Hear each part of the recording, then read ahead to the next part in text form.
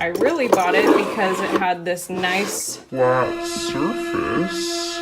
And I'm hoping that I can paint over it. I also have no idea what to expect. Whether or not the paint is even gonna take to the tile. Take to the tile. It's probably something I should have looked up before starting this project.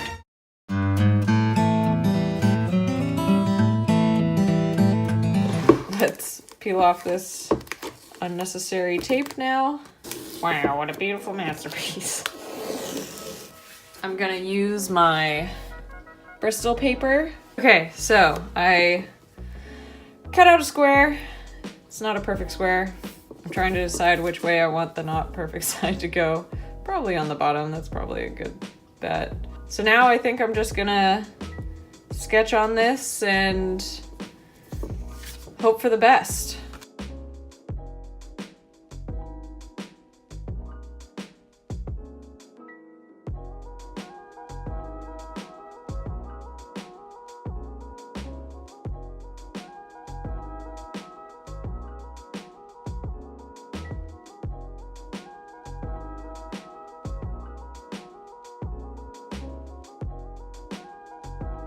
Okay, so honestly, that sketching session really helped me mentally. I feel a lot better going into the rest of this video. I was having a bit of a panic attack with the painting not going as well as I had hoped, but now that I'm kind of in a realm where I feel confident and comfortable, I'm excited.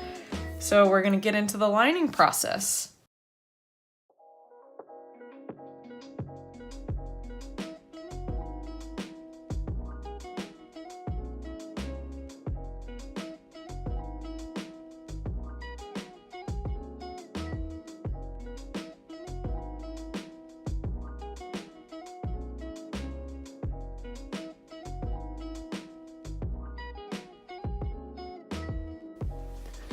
As per usual, we're racing the sun. Also sorry that I'm not like adjusting the camera angles and stuff.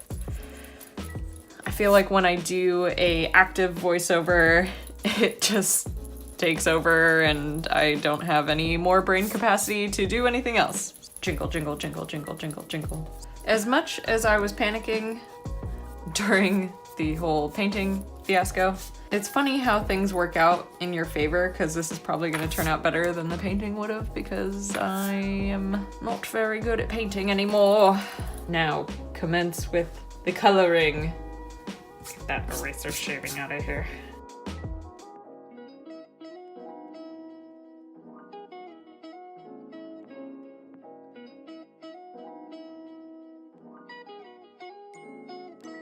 He's so cute! Aww, I love him.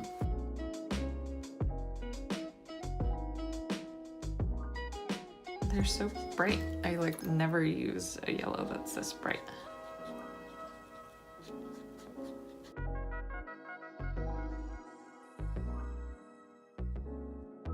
I was definitely a little nervous about the dark parts of the fish, but I think it's looking okay. It's funny how my first one turned out the best. You would think I would get better at it as time goes on, but no. It was beginner's luck, I guess.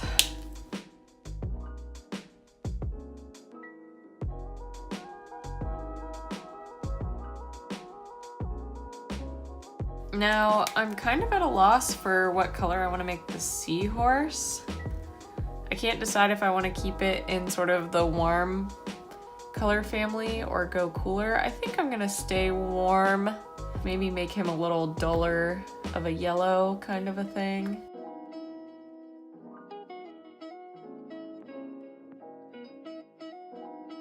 Okay, now, do I tackle the rock or the corals first?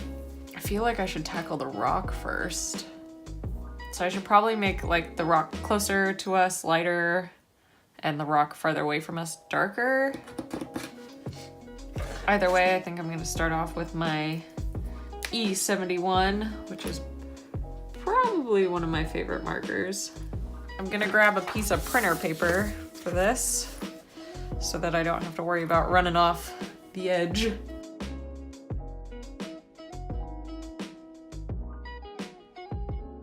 So I think like up to like this part will be the lightest, and then it'll get darker, and then, you know, maybe like it'll be a little bit lighter up towards the top too, because it's like closer to the surface. But it's also underneath that coral, so that my logic might be flawed.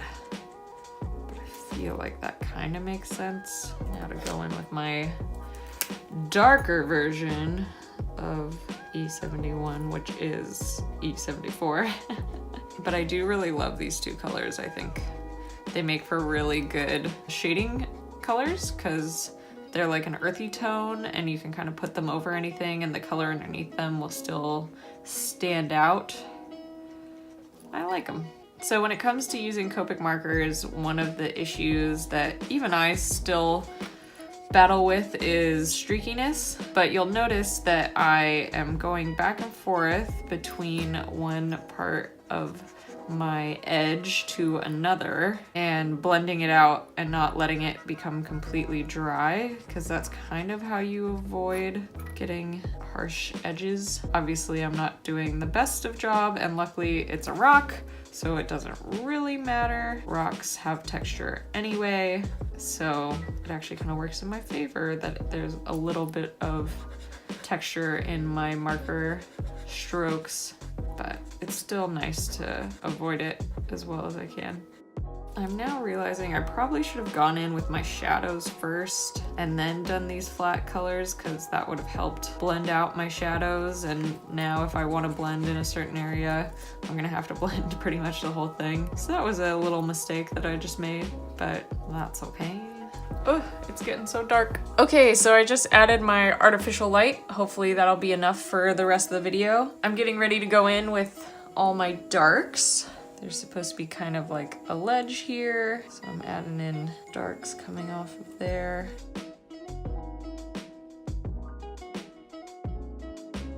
I wish I could give you more advice about how to make rocks look like rocks, but I really don't know. I'm really just improvising, hoping that it looks okay at the end. I'm trying to be as random with my strokes as possible, but sometimes it's really hard to accomplish that, but I'm doing my best. The problem with trying to be pretty loose and random with your strokes is that you tend to just get a little messier in general, and so I tend to mismark a little bit more. Okay, I'm pretty happy with the way that looks. It's not perfect, but I think it looks like a rock. With that out of the way, let's get to doing some of the corals, I guess. I'm definitely nervous about the corals because I just don't know what colors I want them to be. Okie dokie. Now, I want to do some kind of like a corally peach color. I think maybe like these ones would look good. It looks kind of diseased. In my photo references, these little blobs are kind of like a bluish color, and I don't want them to be quite this bright of a blue, but they're brighter than any of the like muted blues that I have. So I'm using this brighter blue underneath, and I'm gonna go over it with a more muted blue so that it becomes a brighter, more muted blue.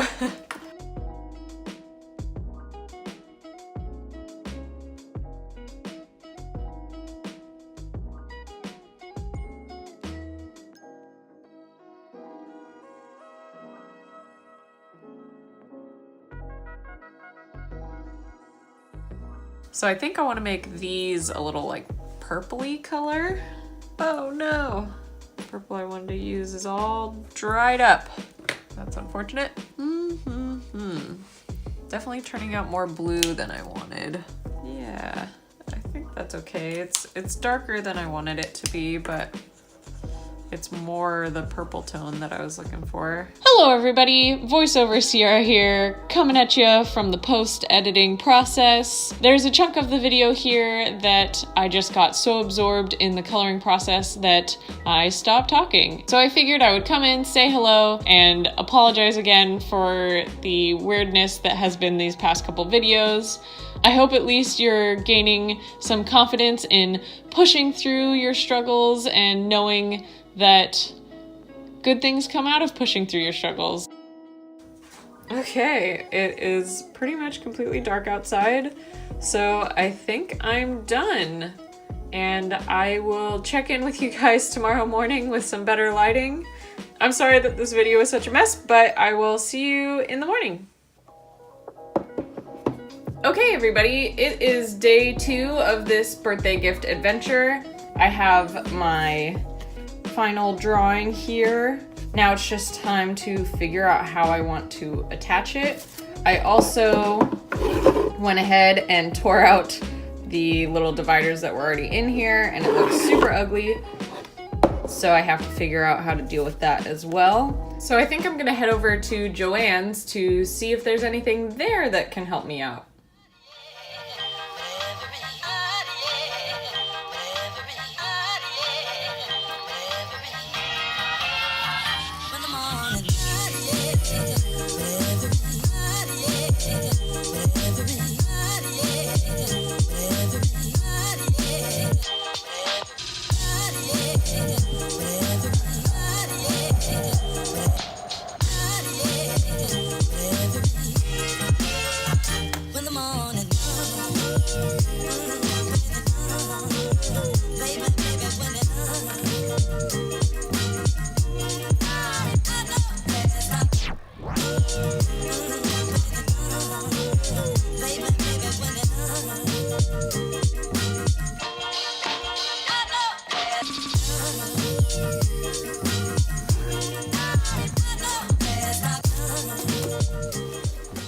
Okay, so I got a little bit of fabric. It was super cheap, just scrap fabric from Joann's.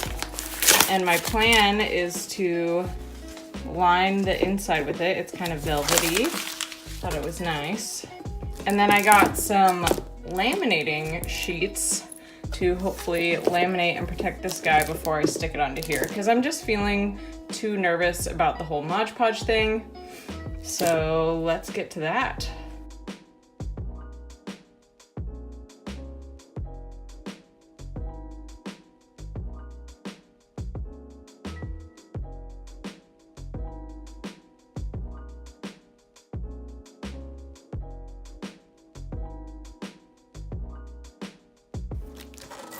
Yay! Yay, yay, yay, yay, yay. Time to trim off these edges.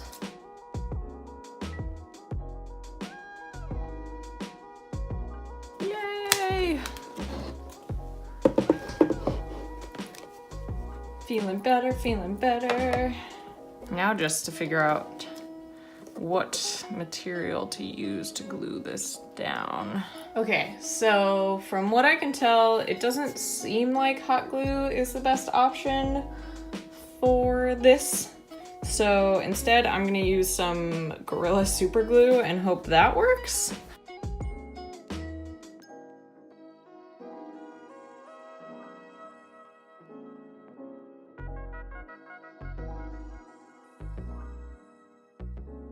Okay, that looks pretty good. I think I'm gonna go set this under a heavy book to dry. And in the meantime, we'll figure out what to do with this. Voiceover Sierra here again. So originally I had talked a lot during this whole process of lining the inside, but for the sake of time, I decided to just do kind of a little montage because I wasn't saying anything of use anyway. I had no idea what I was doing. I was really just winging it, but hopefully you enjoy the little montage. Okay, I think we're finished. Here's the final look at the upscaled, recycled jewelry box that I made for my sister. I think it turned out pretty cool.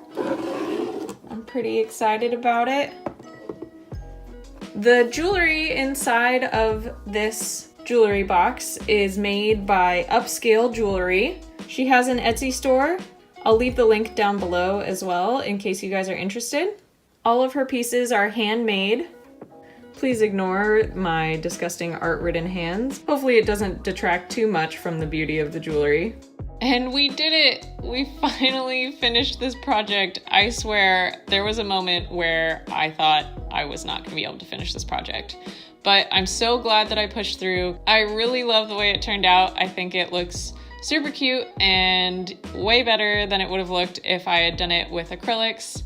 I hope that you, and most importantly my sister, also like it. And once again, I would just like to thank you guys for 100 subscribers, 100 plus subscribers. We're heading towards 150 now, which is crazy. Thank you so much. Thank you for all the support. And as always, thank you for watching. I will see you next week.